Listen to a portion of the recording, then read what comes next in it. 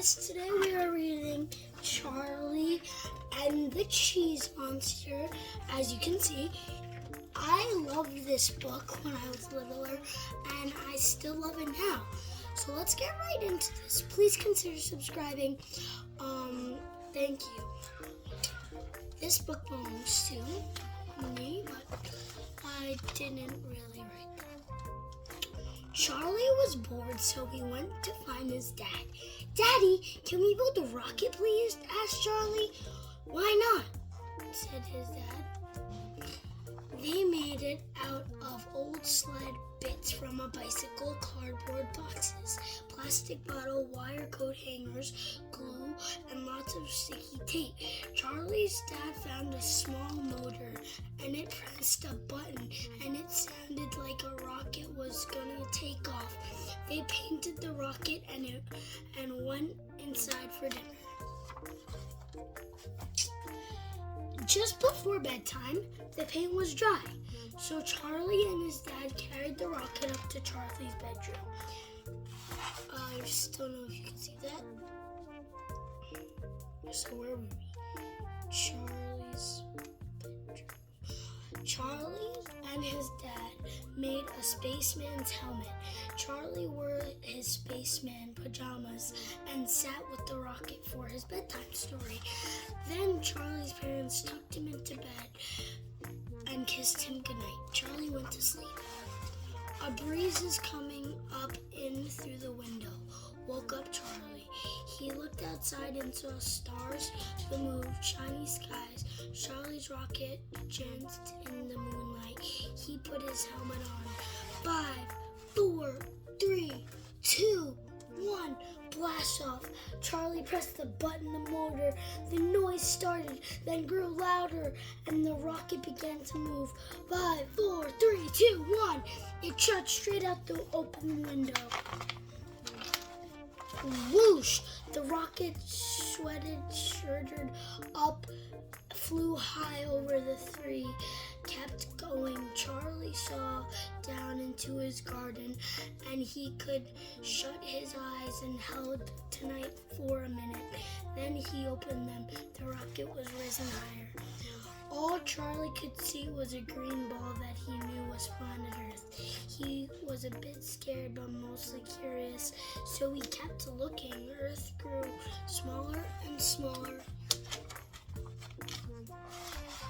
Bang! There was a big shot, and suddenly the rocket came to a stop. "Whoops," said Charlie from the floor of the rocket. Where did he fall? He stepped out of the rocket, looked around. The ground was creamy white and felt bouncy. Charlie kneeled down and dug his fingers into the surface. It smelled very familiar. It was favorite food, cheddar cheese. He was on the moon. It really was made of cheese. He took a bite. It was the loveliest cheese he had ever eaten. He was about to have another bite when he heard a noise peered off the side of the rocket. A strange creature was grabbing chunks of cheese with its hand, stuffing them into its enormous mouth. It didn't look scary or unfriendly, so Charlie walked up to it and asked, "Is this the moon?" "Yes, this is the moon. What exactly are you? said the strange creature. It locked some cheese from its hand. "A boy," repeated the creature. "What a strange boy creature. Are you small and pink?" So what are you then?" asked Charlie. "I'm a cheese monster," said the creature. "We eat lots of cheese, really tasty. You should try some." "But you're eating up the moon, Charlie bird. That can't be a good thing. What happens when you've eaten the whole moon? Will you eat my planet too, Charlie bird?" The cheese monster laughed. "Run out? We can't run out of cheese. You'll find an interesting new friend." Led him to the dark side of the moon.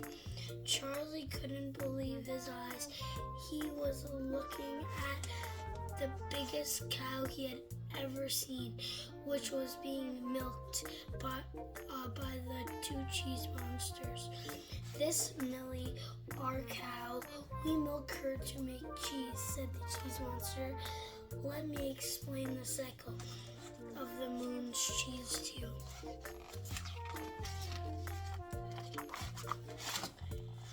When we eat the cheese, the moon looks smaller. First, we eat the top layer, and it looks so like someone has taken a slice off the top. We keep eating, and it looks a bit has been taken of the moon. We keep eating the cheese on the bright side of the moon, almost down to the last slice. So the moon looks like a tiny crescent. Then we take all the cheese we have made from the dark side and put it back in the bright, so the moon looks new again. So that's why we have a new moon every month," Murray Charlie. Charlie had lots of fun with the cheese monsters. They let him make gigantic blocks of cheese, wrote Charlie on the side. They put a block and top layer so the moon he would see it at bedtime. They promised not to eat it. Then they took him back to his rocket and admired it. While he got ready to take off, Charlie counted down from 5, pressed the button on the motor, and he looked and waved at the cheese monsters, who waved back, shouted, "Goodbye, boy." The rocket zoomed through the air, and the moon was smaller and smaller. Then there was a rush of noise, and he flew back through his bedroom window and landed on the floor. Charlie climbed up the rocket and looked up at first. The flat, shining moon, he was sure it was a little smaller already. Yawning, Charlie climbed to bed and fell asleep. The next morning, the sun shone and the moon could be seen. Charlie grabbed his telescope and focused on the moon. In the middle of the moon, there was a tiny black dot. Charlie was focusing, but with his telescope wasn't strong enough. But he knew that if he could get a stronger telescope, he would see that the dot on the moon was really a name. His name, Charlie. Smiling, Charlie went downstairs to breakfast. It was cheese on toast. Oh, wait, that's it? Smiling, went downstairs breakfast. It was cheese on toast. The end. Hope you enjoyed this book. Please consider subscribing.